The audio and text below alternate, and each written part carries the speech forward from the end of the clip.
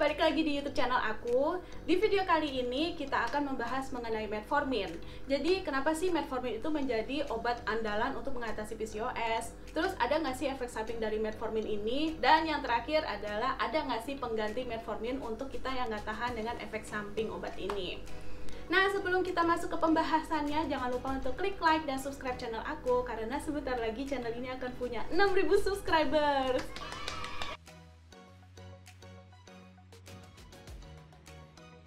Oke, langsung aja ke pembahasannya pertama. Kenapa metformin ini menjadi obat andalan untuk mengatasi PCOS? Jadi metformin ini adalah obat diabetes yang fungsinya untuk meningkatkan sensitivitas insulin. Karena memang PCOS, terutama yang punya resistensi insulin badannya, itu membuat sel-sel tubuh kita itu tidak merespon insulin untuk membakar glukosa menjadi energi. Makanya kalau misalnya PCOS punya resistensi insulin, biasanya tubuhnya itu overweight. Metformin ini jadi andalan banget karena dalam beberapa penelitian, metformin ini terbukti bisa satu, membenahi siklus haid. Jadi siklus haid kita tuh jadi teratur. Yang kedua, meningkatkan fertilitas. Yang ketiga, menghambat penyerapan karbohidrat di dalam tubuh.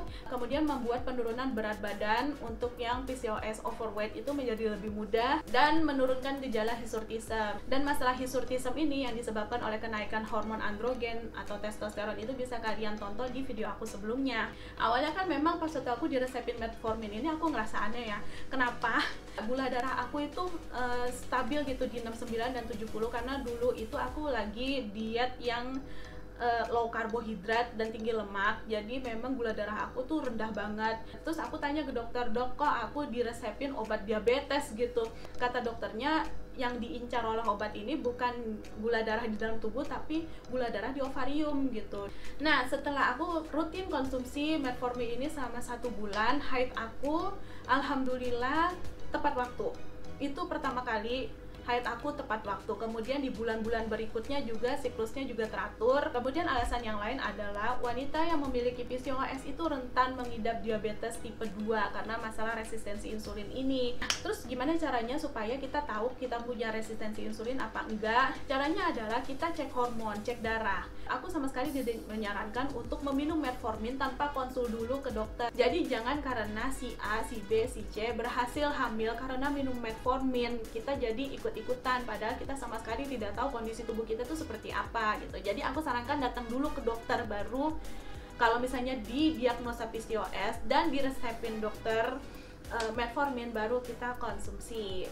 Karena efek samping dari metformin ini nggak semua orang tahan. Oke, kita langsung ngomongin masalah efek sampingnya metformin. Jadi gengs, kenapa kita nggak boleh sembarangan minum metformin itu? Karena efek sampingnya itu lumayan ya, seperti mual, keringan atau pusing, kemudian perut kembung dan masalah pencernaan. Waktu itu pertama kali aku minum metformin, jujur itu aku mual banget, pusing gitu, nggak enak badannya karena gula darah aku yang memang udah rendah. Kemudian minum metformin yang 500, kalau nggak salah aku dikasih merek Glucopak yang 500 mg. Itu aku punya gula darah yang udah rendah dan ditambah minum metformin itu, jadi aku benar-benar keliengan banget, mual. Makanya kata dokter lebih baik minumnya itu pas malam hari sebelum tidur, jadi efek sampingnya itu nggak terlalu parah. Kemudian tips yang lain adalah minum metformin di sela-sela waktu makan. Jadi kalau misalnya kita lagi makan siang nih, di sela-sela kita makan siang kita minum metforminnya terus makan lagi, itu bisa meminimalisir efek sampingnya. Memang jujur aku akuin kalau minum metformin ini emang nggak enak di badan. Awalnya waktu itu aku ngerasain gak enaknya efek samping metformin ini bisa semingguan, tapi setelahnya tubuh itu udah terbiasa banget sama metformin ini, jadi udah fine-fine aja gitu. Kemudian efek samping yang lain adalah metformin ini menghambat penyerapan tubuh terhadap vitamin B12. Jadi kalau misalnya kita sudah terlalu lama mengkonsumsi metformin, kadar vitamin B12 di dalam tubuh kita menurut beberapa penelitian kemungkinan kita akan kekurangan vitamin B12 ini. Nah, ini bisa diatasi dengan konsumsi vitamin B12 setiap hari atau sesuai dengan resep dokter. Makanya kalau misalnya kita udah berhasil hamil, beberapa dokter menyarankan untuk kita langsung stop minum metformin karena vitamin B12 ini penting banget untuk kelancaran kehamilan. Kalau misalnya tidak punya penyakit khusus yang harus banget rutin minum metformin, kita stop minum metformin saat positif hamil. Terus kalau misalnya punya masalah di ginjal dan di liver, itu nggak boleh sama sekali konsumsi metformin karena bisa meningkatkan risiko lactic acidosis. Nah, ternyata alhamdulillahnya ada pengganti metformin yang lebih alami, yang lebih natural. Yang pertama, yang paling jelas adalah mengubah lifestyle. Seperti yang udah aku jelasin di video-video aku yang sebelumnya. Dari mengubah jenis makanan yang kita konsumsi, rajin olahraga, tidur yang berkualitas, managing stres. Yang kedua adalah minum inositol. Jadi inositol ini merupakan vitamin B8 yang banyak terkandung di hewani dan nabati.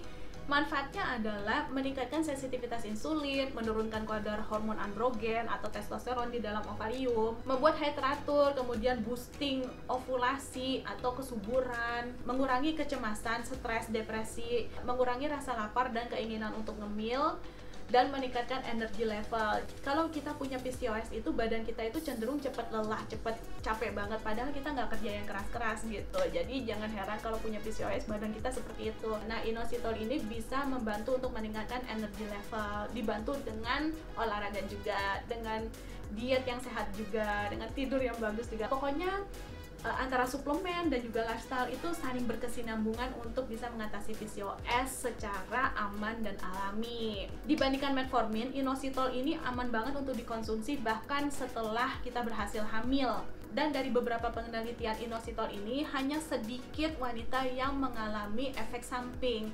Seperti biasa, kalau misalnya kalian suka dengan materi minggu ini, jangan lupa untuk klik like dan subscribe channel aku, support channel aku supaya bisa lebih banyak membuat video membahas mengenai PCOS dan juga kehamilan gitu.